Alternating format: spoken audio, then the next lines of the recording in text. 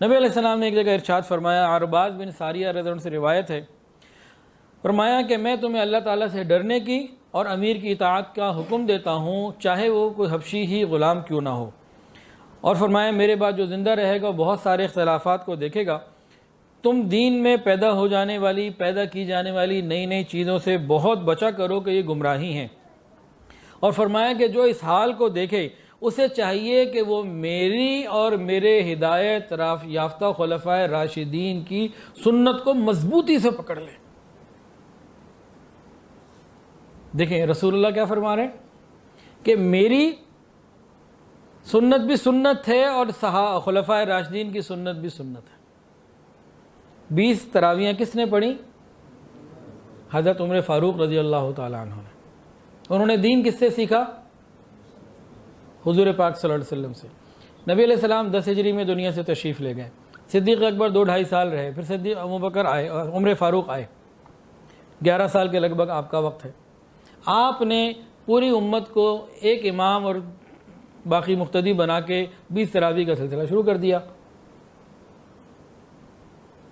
ایک صحابی نے بھی کوئی اختلاف نہیں کیا۔ نبی علیہ السلام جب دنیا سے تشریف لے گئے تو کم و بیش 1.25 لاکھ صحابہ موجود تھے، تو صدیق اکبر کے 2-2.5 سال کے زمانے میں کتنے دنیا سے چلے گئے ہوں گے؟ چند ہزار۔ یعنی کہ جب عمر فاروق کے زمانے میں فیصلہ ہوا 1 لاکھ سے زیادہ صحابہ موجود تھے نا، کسی نے کوئی اختلاف نہیں کیا۔ پھر حضرت عمر کے بعد حضرت عثمان کا دور آیا، پھر حضرت علی کا آیا، پھر حضرت حسن اور معاویہ، ان سب صحابہ کا دور آیا، سب نے 20 پڑھی، کسی نے اختلاف نہیں کیا۔ کوئی کہے عمر فاروق زوردار تھے تو انہوں نے شروع کر دیا، تو بھائی باقی والوں نے بھی یہی کیا۔ تو ہم صحابہ کے طریقے پر ہیں، ہماری نجات ہو جائے گی۔ جمہور صحابہ کا عمل کیا ہم اس کو دیکھیں، ہمیں انشاءاللہ کوئی مسئلہ نہیں ہوگا۔ قیامت کے دن اگر اللہ نے پوچھ لیا کہ 20 کیوں پڑھی تھی، ہم کہیں گے صحابہ نے بھی 20 پڑھی تھی، ہم نے بھی 20 پڑھ لی، بات مکمل ہوگی۔ اگر اس کے اوپر کوئی پکڑ ہوگی تو پھر کیسے ہو سکتی ہے؟ پکڑ کا کوئی سوال ہی نہیں، نعوذ باللہ، وہ تو بات ہی نہیں۔ تو جمہور صحابہ کے عمل کو دیکھنا یہ انسان کو بدعت سے بچائے گا۔ کھلا بتا دیا میری اور میرے صحابہ، میرے خلفائے راشدین کی سنت کو لازمی پکڑو۔ تو نبی علیہ السلام خلفائے راشدین کے احکامات کو سنت قرار دے رہے ہیں، اور آج ہم پتہ نہیں کیا کر دیتے ہیں۔ پھر بدعتی کے اعمال قبول نہیں، حدیث کے اندر آتا ہے اس کا نفل، فرض، حج، زکوٰۃ، صدقہ کچھ قبول نہیں، سب رد ہے، کوئی چیز نہیں۔ اور ایک حدیث کے اندر آتا ہے جس نے ہمارے دین میں کسی ایسی بات کا اضافہ کیا جو اس میں ہے ہی نہیں، تو اس کی بات مردود ہوگی، اس کی تردید کی جائے گی۔ امام مالک رحمۃ اللہ علیہ فرماتے ہیں کہ نئی انوکھی باتوں کا علم برا علم ہے، اور بہترین علم وہ ظاہر دین ہے جسے پوری امت نے نقل کیا۔ بعض لوگ آتے ہیں کہ جی ان کو کوئی چیز بتاؤ نا، کہ کوئی نئی چیز بتائیں۔ بھائی نئی کیا بتائیں، ہمارے پاس تو وہی 1400 سال پرانی چیزیں ہیں جی۔ ایسے آتے ہیں، کچھ جذبات میں باتیں کر لیتے ہیں۔ فضیل بن عیاض رحمۃ اللہ علیہ فرماتے تھے کہ بدعتی کے پاس بیٹھنے والے سے کی حکمت چھین لی جاتی ہے، اس کو حکمت نصیب نہیں ہوتی۔ ابن جوزی رحمۃ اللہ علیہ نے ایک بہت خوبصورت بات کہی، بہت خوبصورت، سنیے اور توجہ سے سنیے۔ امام ابن جوزی رحمۃ اللہ علیہ فرماتے ہیں کہ ہمارے اس دین کے اندر علم اور عمل دونوں راستوں سے بدعتیں داخل ہوئیں۔ دین میں علم کے راستے سے بھی بدعات داخل ہوئیں اور عمل کے راستے سے بھی بدعات داخل ہوئیں۔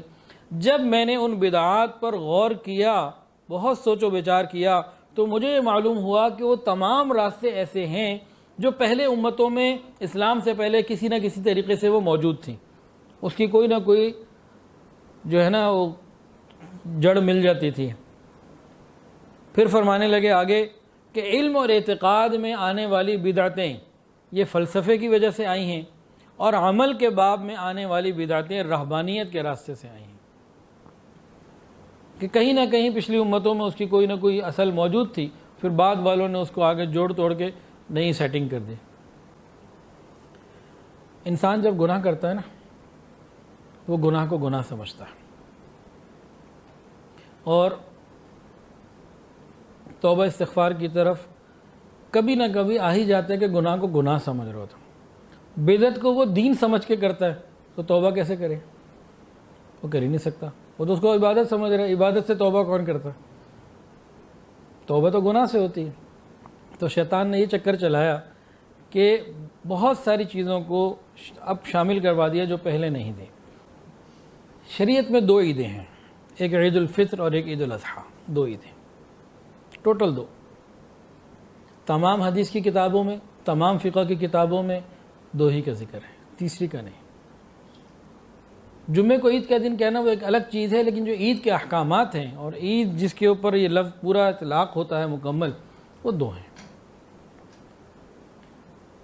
سلسلہ چل رہا تھا، آپ 1960، 1970، 1980 ان کے اخبارات کو ربیع الاول کے دیکھ لیجئے، آپ کو لفظ عید نہیں ملے گا، لفظ 12 وفات ملے گا، تلاش کر لیجئے۔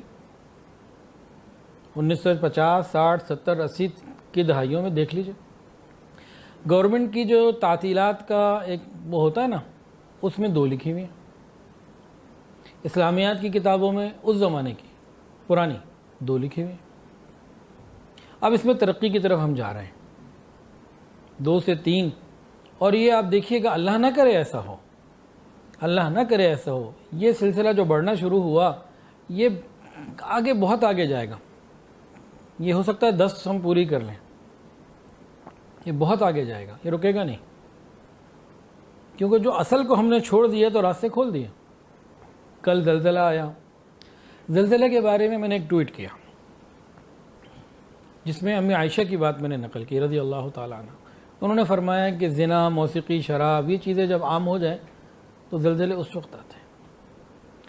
تو میں نے ٹویٹ کیا، تو میرے ٹویٹ کے جواب میں کل ایسے ایسے کومنٹس آئے ہوئے تھے، الامان والحفیظ، الامان والحفیظ،